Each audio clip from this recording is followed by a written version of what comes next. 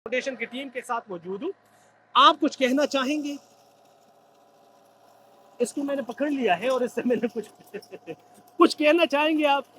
बस मैं Alkhidmat foundation team का बहुत मशहूर हूँ कि पहला दिन से इधर आएंगे रेस्क्यू से पहले। इधर तो एक सैलाब एक फड़ है, इसमें पानी बहुत ज्यादा था। हाँ। लेकिन अलखिदमत फाउंडेशन ने हिम्मत की और पहले इस आदमी ने पानी को पार कर इधर आ जाए। कौन सा आदमी?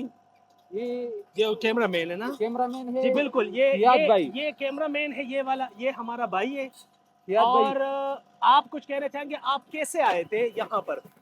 फर्स्ट ऑफ ऑल तो मैं यहाँ पर जब चेक पोस्ट के पास आए, बारह चेक पोस्ट के पास, तो हमने देखा कि रेस्क्यू वाले बाकी टीमें खड़ी थी, लेकिन कोई भी आने की हिम्मत नहीं कर रहा था।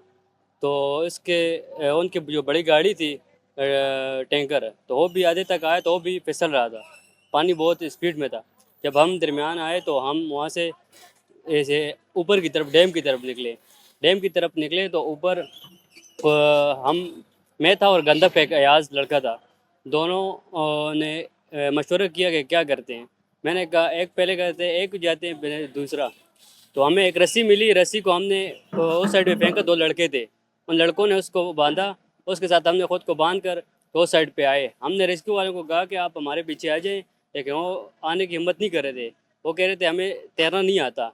तो हम जब आए उस तो हमने फिर उन्होंने रस्सी फेंकी बाकी लड़कों ने, तो हमने वो जो पुल है पुल के ऊपर रस्सी बांधी, तो हमने वो रेस्क्यू वालों को फिर हमने रेस्क्यू किया। तो फिर वो आए उसके साथ, तो उनके बाद जो डेथ वाली चारपाई थी तो उसको हम लेकर आए जल्दी जल्दी। इधर से हमने जख्मियों को नीचे मुंतकिल किया, उसके बाद उनको हॉस्पिटल मुंतकिल किया। तो फिर यहाँ से जो लाशें थी उनके काम शुरू किया।